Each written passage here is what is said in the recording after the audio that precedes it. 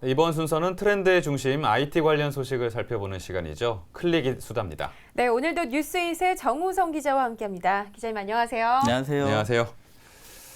기자님, 요즘 가장 IT 분야에서 주목받는 하드웨어 하면 드론일 것 같아요. 네네. TV를 봐도 이거는 드론으로 찍었구나라는 장면들 굉장히 많이 볼 수 있거든요. 네, 맞습니다. 특히나 이 여행 프로그램에서 이 드론을 자주 볼 수가 있는데요. 네. 이렇게 영상 및 넘치는 화면을 제공하는 드론. 서울시가 드론을 도시계획에 활용하겠다 이렇게 밝혔습니다.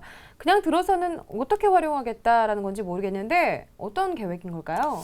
저도 처음에 들었을 때는 사실 좀 쉽게 이해가 가진 않았습니다. 근데 네. 좀 자세히 살펴보니까 좀 의미가 있더라고요. 그래서 결론만 말씀드리면 드론을 사용해서 도심의 공간 정보를 수집을 하고 그 후에 도시 정책에 반영을 한다는 계획이고요. 네. 규제가 완화가 되면 전국의 지자체들한테 활용 범위를 넓힌다는 계획이고요.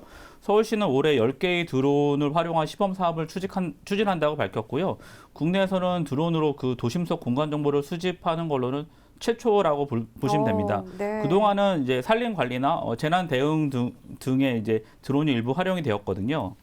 그러니까 드론을 이용해서 그동안 촬영을 하려면 혹은 관리를 하려면 비용이 많이 들었거나 아니면 촬영이 아예 불가능했던 것들을 찍을 수 있는 그렇게 활용을 한다는 얘기인 거죠? 그렇죠. 예. 시범 사업은 일단 그 접근이 어려운 그 공공시설 관리에 사용이 됩니다.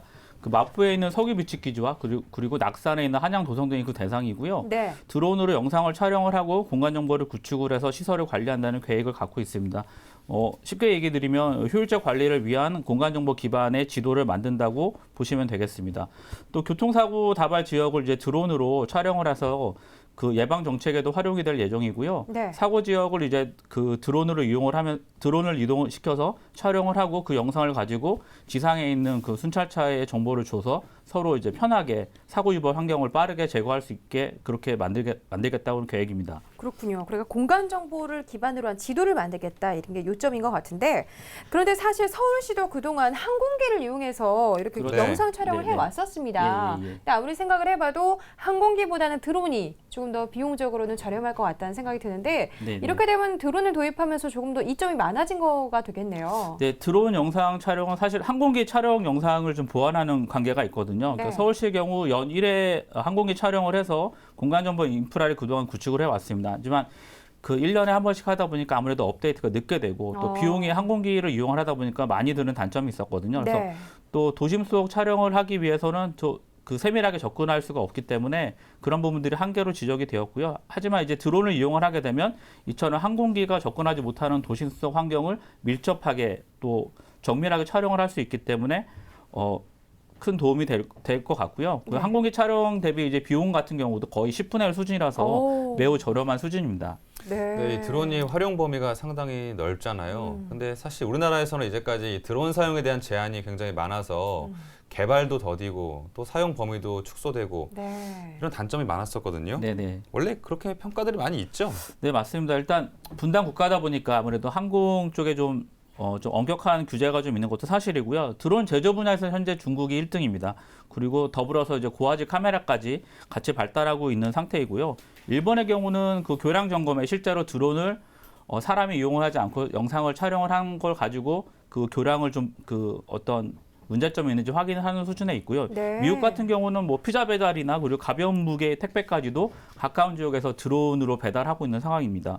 반면에 이제 국내 같은 경우는 뭐 드론의 비행 금지 구역 때문에 일정 높이에서 항공 촬영이 불가능한 그런 부분들이 있었거든요. 네. 그래서 현재 서울시는 국토교통부와 국방부, 그다음에 수도방위사령부 등의 항공법 개정 건의를 해놓은 상태고요. 서울시는 이번 그 시범 사업 추진을 위해서 국방부, 수방사 등과 사전 협의를 거쳤다고 밝혔습니다.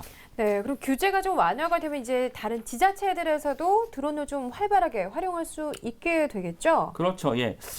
규제 완화가 이루어지면 아무래도 공공기관의 드론 활용이 좀 많이 확산될 전망이고요. 네. 지자체 관계자 한 분의 말씀을 드리면 드론 영상 촬영으로 인해서 고가 항공 촬영 영상 장비의 구입 등이 구입 없이 이제 공간정보 구축이 가능하기 때문에 공간정보 산업 활성화의 기틀이 된다고 밝혔고요. 네. 현재 국토부 주도로 이제 부산과 대구, 전주, 영월, 고흥 등 지자체를 통해서 드론 활용 시범 사업을 한다고 밝혔습니다. 국토부는 환경법상 그 비행 규제를 전용 공역에 한해서 그 해제한다고 밝혔고요. 드론을 물류, 그다음에 그 국토조사, 지적 측량 등에 활용한다고 밝혔습니다. 네, 많은 규제들이 풀린다고 하니까 이제 우리나라도 드론 산업에 좀 많은 발전을 가져왔으면 좋겠고요. 네. 그걸 통해서 정말 사회적으로 이익이 발생하는 그런 일들에 많이 좀 쓰였으면 좋겠습니다. 네, 첫 소식은 드론에 관한 소식이었습니다. 자, 다음 소식은요. 저희가 한번 클릭 이수다에서 말씀드린 적이 있었던 소재입니다. 카카오 택시의 고급형 버전인 카카오 택시 블랙. 사실 이 카카오 택시 블랙이 기자님 그동안 서울에서만 사용이 됐기 때문에 좀 아쉬웠다. 이런 평가도 있었습니다. 네네. 아무래도 서울과 경기도는 그 같은 수도권이기 때문에 밀접한 관련이 좀 있습니다. 경계가 네. 매우 가깝기도 하고 또 경제생활권이 상당히 밀접하거든요. 그래서 이런 사정을 10분 이해한 것 같습니다. 카카오는 연내 그 경기도 전역에 카카오 택시 블랙 서비스를 제공하기 위해서 그 경기도와 협의를 한다고 밝혔습니다. 네. 현재 카카오 택시 블랙은 서울 지역에서만 서비스가 가능하거든요.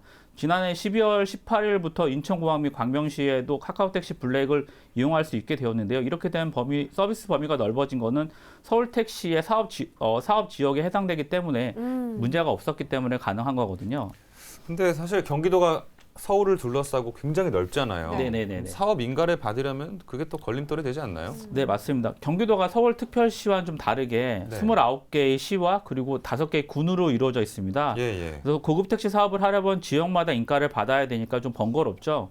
그래서 이에 따라서 카카오는 이제 경기도와 개별 사업 구역마다 허가를 받지 않고 운행할 수 있는 방안을 모색을 하고 있는 중인데요. 네. 경기도 관계자는 경기도 내에서 시 단위로 사업 구역에 분리되어 있는데 이런 구역을 해제하는 방안들을 논의를 해서 카카오 택시 블랙을 이용하는 데 지장이 없도록 할 계획이라고 밝혔습니다.